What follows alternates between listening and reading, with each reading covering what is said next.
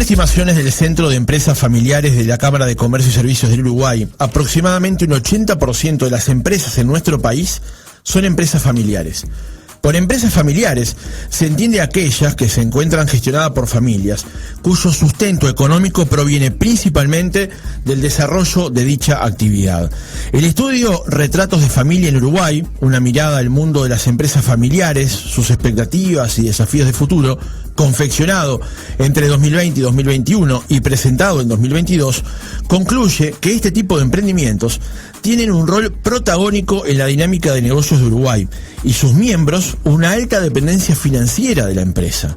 Las entidades encuestadas identifican como principales fortalezas su atención al cliente, la agilidad y flexibilidad en la toma de decisiones. También se señala que es reducida la información pública que las aborda. A todo esto, días pasados, KPMG y la Cámara de Comercio y Servicios lanzaron la segunda edición de la encuesta. ¿Qué otros datos aportó la primera muestra? ¿Qué información se busca incluir en la segunda? Conversamos en nuestra entrevista central con Verónica Balestero, coordinadora general del Centro de Empresas Familiares de la Cámara de Comercio y Servicios, e Ítalo Elola, director de asesoramiento gerencial de KPMG Uruguay. Verónica, buenos días, ¿cómo le va? Gracias por acompañarnos. Ítalo, buen día, ¿cómo está? Buenos días, un placer. El gusto es nuestro porque nos acompañen esta mañana. En primer lugar, conviene, Verónica, conversar arrancar la entrevista por lo siguiente. ¿Qué es el Centro de Empresas Familiares de la Cámara de Comercio y Servicios del Uruguay? Bien, el Centro de Empresas Familiares básicamente tiene como propósito central cuidar de la empresa familiar y de la familia empresaria que está detrás. Y esto lo hacemos con 4 líneas o 4 ejes de acción.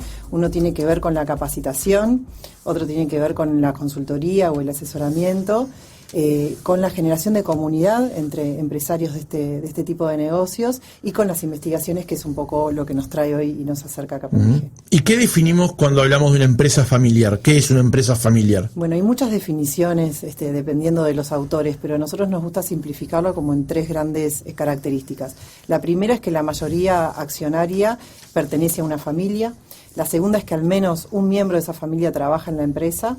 Y la tercera, que es la más subjetiva de todas si se quiere, es que existe un deseo de la generación que está al mando de transferir o delegar la empresa en la siguiente generación. Y por lo tanto debería existir un interés genuino de la siguiente generación en la empresa. Y no necesariamente en trabajar en la empresa, pero sí por lo menos en ser accionista, ¿no? Y tomar algunas decisiones al menos estratégicas. Claro.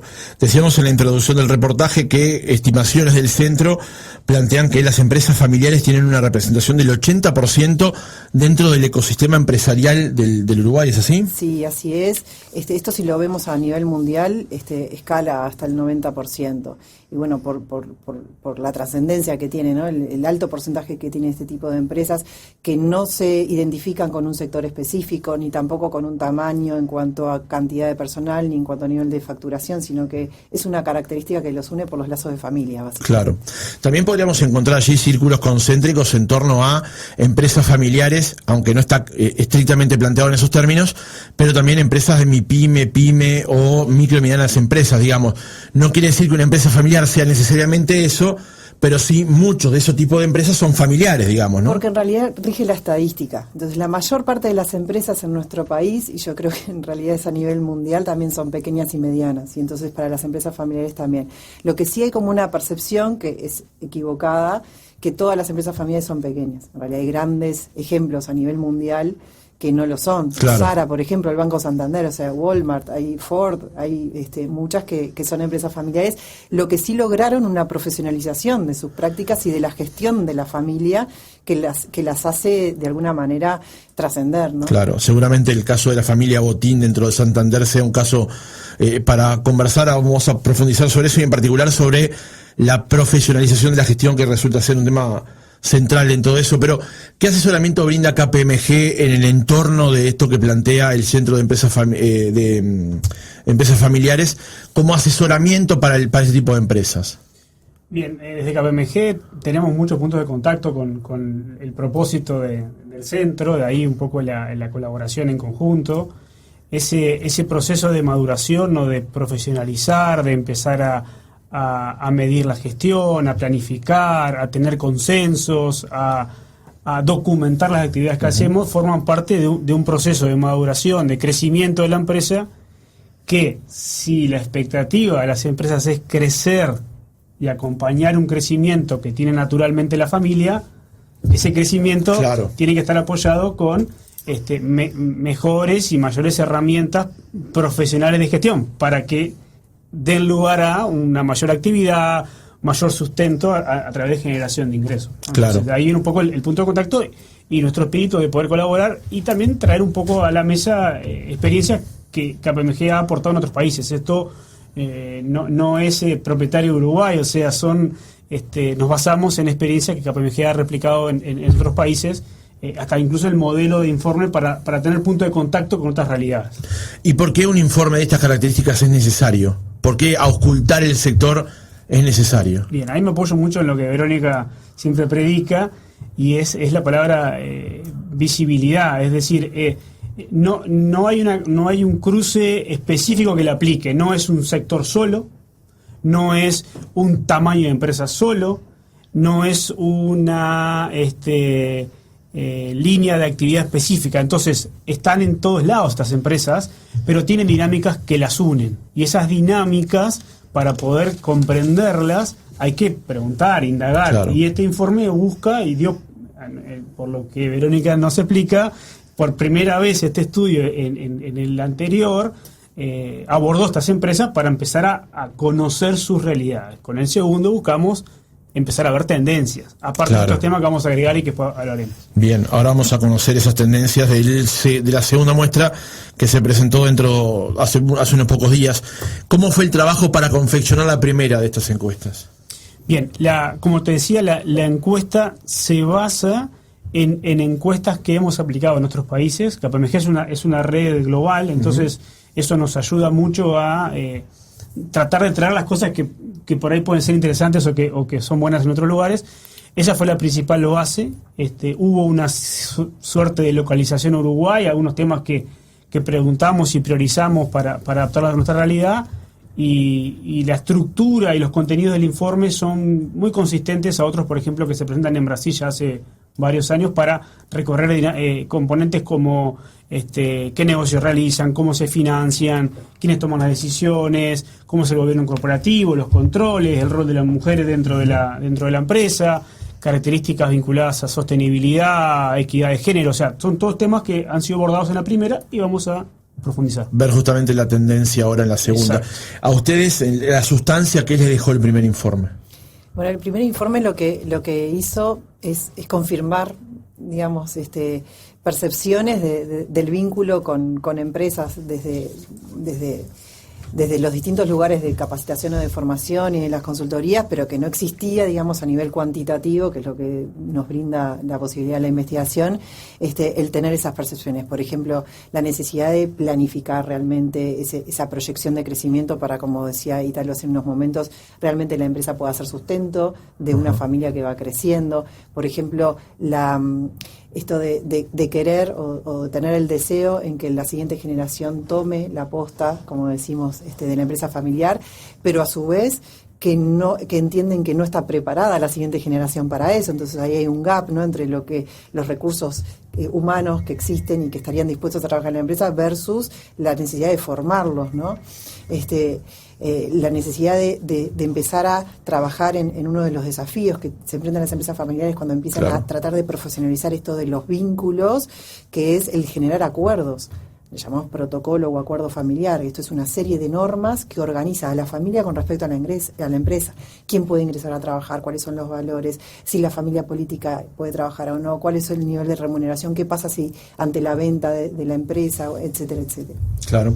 ¿Cómo fue el proceso de la primera? Y les planteo porque en el informe se recoge que hubo una primera etapa que se cierra, una segunda etapa que finalmente se terminan de consolidar los datos y una presentación que vino en el 2022. ¿Cómo fue ese proceso? Fue accidentada porque...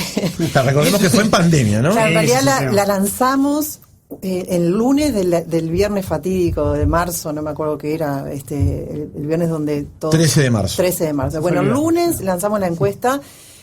surgió todo esto de la pandemia y dijimos, bueno, no tenemos que suspenderla porque claramente la disponibilidad de los empresarios para completar este tipo de estudios no era así. Entonces después volvimos a arrancar, creo que fue por septiembre, octubre, y después, bueno, para analizarla nos llevó un tiempo también, así que recién pudimos presentar los resultados el año pasado, a fines de año, noviembre por ahí. Este año, en esta segunda edición, lo que sí tenemos planificado es estar relevando información de las respuestas hasta mayo, y ya en octubre, que el 5 de octubre es el Día Internacional de la Empresa Familiar, vamos a hacer un congreso en el Centro de Empresas Familiares, en la Cámara, en la cual vamos a tener un espacio con KPMG para ya revelar algunos de los resultados de este segundo estudio. Bien. ¿Qué cambios hay de la primera encuesta a la segunda en la forma de llevarla a la práctica? Bien. El cambio sustancial es que esta vez la hemos implementado en una herramienta mucho más amigable, se puede responder en un celular, en una tablet. Hicimos varias pruebas y estamos en unos 8 minutos el tiempo total de respuesta para abordar todas las dimensiones, con lo cual... O sea, en 8 minutos se puede resolver la encuesta perfectamente. La encuesta perfectamente, está bien, digamos, organizada para tener múltiples respuestas y marcar, y con los celulares realmente queda muy fácil incluso, o sea... pensamos justamente en esa, fue una de las principales barreras de la primera edición. Como todo, ¿no? Las primeras experiencias uno aprende mucho. Claro. Entonces, acá los objetivos fueron acortar los tiempos de obtener la respuesta, acortar el tiempo de procesamiento.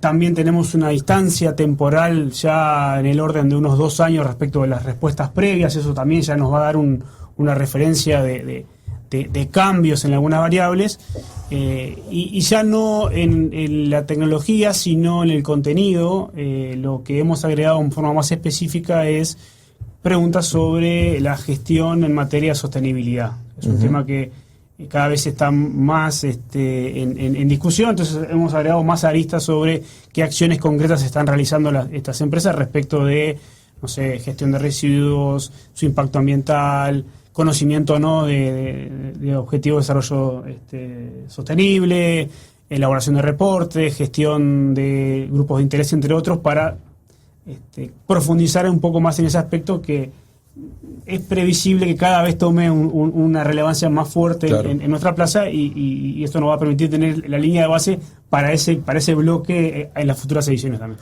Hay un tema, disculpa, hay un tema súper importante, y es que como ya existe el reporte de retratos de familia de la primera edición, las empresas pueden ver claramente que no se difunden los datos de quienes participaron. Esto es importante. Y otro tema a aclarar es que con que la complete una sola persona por familia ya es suficiente, no tienen que responderla a varios miembros de la misma empresa. Quería profundizar sobre la respuesta anterior, Lola, que es sobre, en función de la expertise que tiene KPMG, por ser justamente esa red global a la que hacíamos referencia, si algún dato de los que recogieron en la primera encuesta les llamó la atención. Mira, los aspectos relevantes que obtuvimos fueron muy alineados con realidades de otros países. Es decir, no sé, el punto de contacto más cercano, pero de una escala muy diferente, es Brasil. Las respuestas fueron muy alineadas en cuanto a la expectativa de seguir siendo una empresa familiar, de que la próxima generación se involucre, una necesidad de mirar hacia adelante. El aspecto donde quizás el tamaño sí nos afecta, está en la dimensión de gobierno corporativo y controles, donde está muy alineado con el tamaño de la organización. A medida que la organización crece, es necesario que haya más capas funcionando, y normalmente los familiares que tienen propiedad suelen quedar en las capas más superiores, necesitan estructuras que les ayuden a gobernar. Y ahí hace que, como comparativamente la mayoría son más pequeñas, eso es una diferencia que vemos, pero hace a la escala de las que responden acá con otros países. Yendo directamente a alguno de los puntos del informe, aproximadamente 9 de cada 10 encuestadas empresas no prevé cambios en su estructura societaria. Es decir, las empresas familiares en Uruguay seguirán siendo mayoritariamente familiares. O sea, la composición actual no se prevén cambios, por lo cual el núcleo de la empresa seguirá siendo así, por lo menos por una generación más.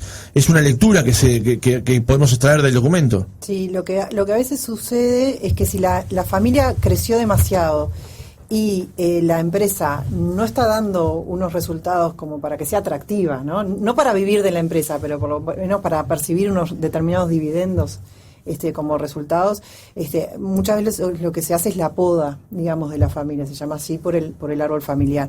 Entonces es que se compran las partes, digamos, y después la empresa sigue perteneciendo a la familia, pero una rama, digamos, y no a tres, suponete, ¿no? Porque claro, las empresas, la evolución lógica de las empresas familiares es que empieza 1 o 2 personas, después tienen hijos, esos hijos tienen sus experiencias de estudio en Uruguay o en el exterior, y entonces van teniendo distintas necesidades, se incorporan a la empresa o no, forman sus parejas, las parejas pueden empezar a incidir en alguna toma de decisiones, a su vez tienen sus propios hijos, entonces esa es como la evolución que se da.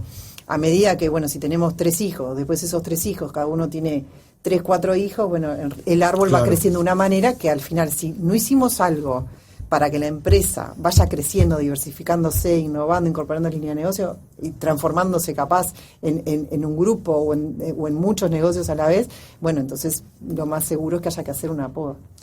Respecto de eso hay un dato adicional que me gusta leerlo en conjunto, y es que también les preguntamos si estaban dispuestos o estaban en una búsqueda activa de vender parte de la compañía, y la gran mayoría respondió que no, y que en caso de surgir alguna oportunidad estaba en gran medida supeditado a la voluntad del resto de los familiares. Es decir, ahí fue muy alineada la respuesta, en el sentido de querer continuar con la estructura actual y siendo una empresa familiar, y de que lo primordial es que eso persista, y si surge una oportunidad, es una discusión que también es en el seno de la familia. Otro dato interesante que de alguna manera está enrabado con esto es que la actuación de las empresas familiares participantes es eminentemente local, e incluso planificando en su mayoría expansiones dentro de Uruguay, ¿no? Eso también, además de ser familiar, tiene un componente muy local, muy nacional. ¿Cómo ven este punto en particular? Sí, en realidad uno de los principales frenos, digamos, para la internacionalización de los negocios familiares es justamente el no querer que los miembros de la familia se vayan lejos. Entonces es uno de los principales aspectos. Un componente de arraigo, digamos. De arraigo, exacto. No me animo a afirmar que tenga este componente local, aunque puede ser, porque en realidad una de las características también de este tipo de empresas es que trabajan con su apellido, ¿no? Y entonces en general trabajan en conjunto con la comunidad y con los colaboradores, pero ese freno, digamos, de la internacionalización muchas veces se vincula con lo afectivo, claramente. Claro. Un aspecto, perdón, para también complementar ahí, que creo que es relevante, es el contexto en el cual hicimos esa consulta. También en un contexto de pandemia o de situación muy cercana, o todavía conviviendo con temores, quizá las posibilidades de expansión que se prevían en ese momento eran más conservadoras. Entonces, vamos a ver ahora en esta horizonte un poco más optimista, a ver si eso sigue siendo así, o si tenía un gran componente del contexto en el cual hicimos la pregunta. Claro. No los quiero meter en camisa de 11 varas con la próxima pregunta, pero lo planteaba hoy en el arranque del programa. O sea, no lo quiero hacer, pero lo voy a hacer de hecho. Que es el tema de la sucesión dentro de las empresas familiares. Porque hay muchas y exitosas que han atravesado eso con éxito, valga la redundancia, y otras que no. ¿Y cuánto tiempo hay para hablar de esto? No, tenemos poco tiempo. Pero la verdad, el otro problema es que tienen que ser breves también. ¿Cómo se encara ese tema dentro de las empresas familiares? Porque sabemos de grandes empresas que tienen una rama aquí, una rama allá, pero después de 2 generaciones llega una que no logra continuar con el negocio, y todo aquello que se construyó durante muchos años cae. ¿Cómo lo ven? Yo creo que hay 2 componentes principales en esto. Uno tiene que ver con la sucesión armoniosa. O sea, trabajar en un proceso de sucesión armónico. Es súper importante ¿para qué? Para contemplar los aspectos técnicos, los aspectos del negocio, pero también aspectos emocionales. De la carga, digamos, del que se va, de repente después de toda una vida, y el negocio a su vez de su padre y no sé cuánto, y de la generación que viene, que trae en su mochila la presión de hacer las cosas bien, porque lo que haga mal de repente puede ser el fracaso de una empresa que hace 50 años que está. Claro. Después, entonces hay que ver todo lo técnico, pero también todo lo emocional. Después hay algo fundamental también, que es trabajar el espíritu emprendedor de generación en generación. Si no trabajamos el espíritu emprendedor en la empresa, la realidad es que ese espíritu que tenía el abuelo, el bisabuelo, papá, se diluye de generación en generación. Uh-huh. Entonces yo tengo que tratar de dotar a los futuros miembros de la familia que trabajen en la empresa de una formación técnica en habilidades gerenciales y en emprendedurismo. Eso es como fundamental, digamos, para eso. Pero igualmente te voy a decir que eso que la primera la crea, la segunda la disfruta y la tercera la funde, nosotros vamos diciendo por ahí que es un mito. En realidad no es que sea un mito, es que eso surge... Debe haber ejemplos que lo afirman y otros que lo contradicen, ¿no? Eso surge de una investigación que se hizo en la década del 70 en Boston para el sector textil, imagínate. Claro. Entonces, eso de alguna manera fue caminando hasta que se hizo como Vox Populi. Y muchas veces eso realmente llena las mochilas de piedra de la siguiente generación que está viendo a ver qué decisión va a tomar que va a hacer que la empresa fracase. Lo cierto es que las empresas familiares no es que tengan una mayor tasa de fracaso que otro tipo de empresas. Lo que sí sabemos es que las empresas familiares fracasan muchas veces por otros motivos que no tienen que ver con el negocio, sino que tienen que ver con que no supieron gestionar los vínculos de afecto que se trasladan de casa a la empresa. ¿Y cómo ese es el tema del vínculo del afecto? Porque también puede ocurrir que la nueva generación diga, bueno, a mí esto no me interesa. Está perfecto. Deliberadamente no le interesa. Sí, está perfecto. No que no pase por una serie de malas decisiones tomadas, sino porque no quiero hacer esto. De hecho, hace unos días hicimos el lanzamiento en realidad se celebró un evento justamente para tratar los aspectos vinculados a la sucesión y la convivencia de las generaciones, donde lanzamos la segunda encuesta, y uno de los aspectos que comentábamos era pensar en cómo ayudar a que esas nuevas generaciones tengan una decisión informada, es decir, de que tengan un vínculo con la empresa familiar para que conozcan lo que la empresa familiar hace, los impactos que genera, el derrame que tiene, claro. Y que no sea algo de, bueno, esto no es mío. Vero lo decía, a esos niños adolescentes, le gusten o no, ellos tienen también una empresa familiar, de la cual lo ideal es que la conozcan y que a medida que crezcan con sus intereses y con sus gustos pueden tomar esa decisión informada, que es parte del proceso de sucesión, es un insumo más. Si verdaderamente no hay ningún miembro de la familia que tenga un interés, una voluntad o una formación tal que pueda tomar ese desafío, porque es un desafío, eso cuanto antes se conozca es mejor. Claro. Se tiene que conocer cuanto antes. Hay que hacer algo desde que son chicos. Hay algunos autores que dicen, bueno, desde que nuestros hijos están en la cuna tenemos que acercarlos a la empresa familiar si queremos justamente mantenerlo. Sin embargo, igualmente hay algo bien importante, y es que si yo no tengo un interés en la siguiente generación de trabajar en la empresa, capaz que quieren igualmente estar relacionados o ser accionistas, porque no es necesario que trabajen pero si no hay ningún interés, lo que es bien importante es que la generación al mando no deje caer a la empresa. Porque muchas veces a mis hijos no les interesa, entonces ya no gestiono bien los clientes o no hago nuevos clientes, no renuevo contrato con proveedores, no, como que voy bajando el nivel.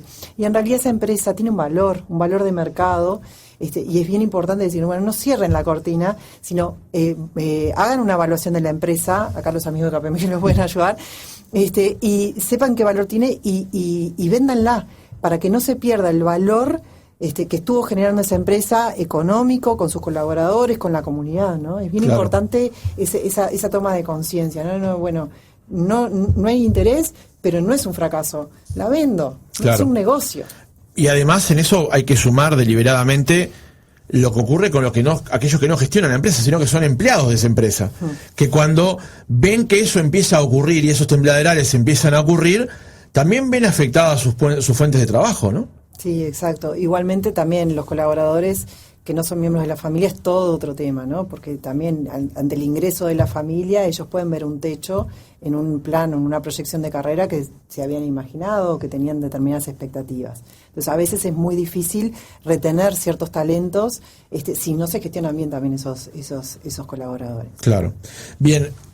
Más temprano, cuando arrancamos el reportaje, poníamos el ejemplo del Banco Santander, de Emilio Botín y su hija ahora, tal vez es un ejemplo particular, porque además hubo muchas peleas entre ellos en su momento, pero Botín tiene una formación determinada como para continuar la gestión del Banco Santander. Para poner un ejemplo. Y más temprano aquí decíamos la profesionalización de la gestión de una empresa familiar. ¿Cómo se dan esos pasos, esos procesos para justamente mejorar una gestión que dé fruto justamente al emprendimiento familiar? ¿Cómo es el proceso para mejorarla, para crearla y mejorarla eventualmente? Sí, en primer lugar, más allá de los pormenores del Santander, que no, no estoy en pleno conocimiento, lo primero es tomar conciencia que somos una empresa familiar y que para eso tenemos que tomar ciertos recaudos, que tenemos ciertas herramientas específicas para nosotros como empresa familiar. Lo segundo es tratar de visualizarse, en vez de como empresa familiar, como familia empresaria. Parece un juego de palabras, pero en realidad implica una posición o una visión de los negocios muy diferente. ¿No? O sea, yo no soy una empresa familiar, sino que soy una familia que se vincula con los negocios, que hoy vendo agua y mañana vendo controles remotos, no importa. Entonces, la forma en gestionar los negocios ya nos para desde un nivel, ¿no? de cierta profesionalización. O sea, entender dónde empieza el límite y dónde termina el de la familia y dónde comienza el del negocio, ¿no? Exacto. Establecer bien cuáles son los roles de cada uno, cuáles son las responsabilidades de cada uno, establecer los ámbitos de gobernanza que mencionaba hoy Ítalo. Esto es decir, porque a veces gobernanza, ¿no? Para nuestras empresas parece cosa de la NASA, pero básicamente es quién toma qué decisiones, claro, en qué espacios, ¿no? Claro. Con qué frecuencia, de qué vamos a hablar, qué información necesitamos generar para esas decisiones. Y después en todo esto de gestionar los vínculos tiene que ver con fortalecerse. Yo lo que digo mucho es esto de en la empresa nos tenemos que redescubrir.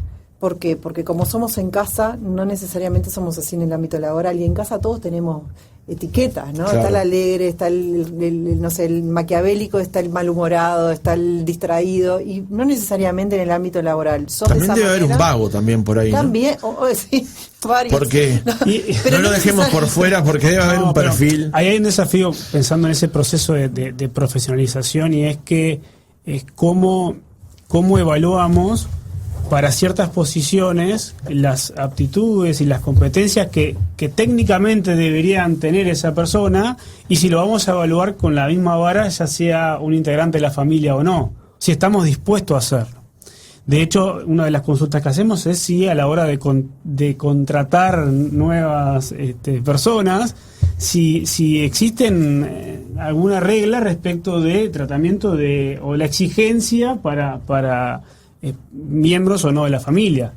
Eso es parte de lo que debería formar o pertenecer a ese protocolo y de las decisiones que son de consenso. Entonces, claro, es probable, o uno se puede animar a fundamentar, que cuando la organización va creciendo necesita mayores niveles de madurez y de poder confiar en otros de un plano técnico, es probable que ciertas posiciones empiecen a ser ocupadas por roles técnicos, incluso no familiares. Claro, o sea que en una estructura que es familiar, en un gobierno corporativo que es de una familia, donde su directiva, digamos, pongamos por caso, sigue siendo familiar, si haya una persona que en el management directamente sea una persona especializada en el sector, por ejemplo, con una capacitación directa del sector. Eso suele ser necesario a medida que cuando empiezan a haber crecimientos, que nos damos cuenta que por ahí ya no es suficiente solamente con los miembros de la familia, o claro, que por vía de los hechos no contamos con esas habilidades que quizás si vamos al mercado e incorporamos alguien puro del sector, nos puede dar un salto de calidad. Claro. ¿Ah? Para recordar los datos de la primera encuesta, la amplia mayoría todavía mantiene un rol de gerente general o equivalente, que es un miembro de la familia. Y no estaban los planes incorporar a alguien fuera de la familia para ese rol. Es decir, mantenemos, quizás es un sesgo de quienes respondieron también, pero en el caso de las empresas que nos respondieron, la amplia mayoría tenían un gerente general, que es quien es el responsable por liderar la organización, ¿no? Por impulsar una estrategia diferente y aterrizarla. Permíteme interrumpirte. ¿Eso implica un riesgo? Te lo pregunto por lo siguiente, porque se puede plantear de que esa persona que lleva muchos años dijo, bueno, yo posicioné la empresa en este lugar, pero también las tecnologías han ido cambiando, los recursos han ido cambiando, la forma de vincularse ha ido cambiando. ¿Es un riesgo que no haya un recambio en ese sentido? ¿Implica necesariamente un riesgo? Veo que Verónica Duda. ¿Ítalo? Yo respondería que no necesariamente. O sea, con ese dato solo es imposible decir que es un riesgo. El punto es si la organización que esa persona está liderando, con los movimientos de mercado, percibís que empieza a haber un desfasaje, debería ser algo natural, que no es nada fácil, porque estamos hablando de una persona como todos nosotros que siente y que tiene una tradición familiar de que puede hacer de que ese cambio no se lleve a cabo a tiempo al menos. Si tengo una empresa exitosa y gracias a mis decisiones estamos acá, ¿por qué voy a cambiarlo? ¿No? Entonces, en esto de la sucesión armoniosa también está el cómo recibe la generación al mando a la siguiente generación. Porque esto de, sí, ¿sabes qué? Te hago la parodia de una reunión que tuve hace poco. ¿Sabes qué? Nosotros vimos que le teníamos que hacer caso a nuestro hijo, estaban los tres ahí, ¿no? Le teníamos que hacer caso y cambiamos el proceso de negociación con los proveedores. Y el hijo me mira y me dice, sí, hace 10 años que lo planteé. Bien. Entonces, el espacio que se le da también a la siguiente generación forma parte de esa convivencia que de la encuesta también surge que en la mayoría de las empresas conviven al menos 2 generaciones y como cada vez más tenemos más expectativa de vida, muy probablemente vos pasás al 3. Claro. Quiero cerrar con 2 últimas preguntas. La primera, Ítalo, hablábamos recién, y lo decía Verónica, cuando hablamos del gobierno corporativo, no hablamos de la NASA o de Microsoft, sino hablamos de empresas locales, digamos, ¿no? ¿Qué es el gobierno corporativo para que nos está escuchando logre comprender de qué hablamos cuando hablamos de eso? Bien, es regular cómo tomamos las decisiones y quién puede tomar las decisiones. Hay ciertas decisiones que queremos restringir a que se tomen en determinado ámbito.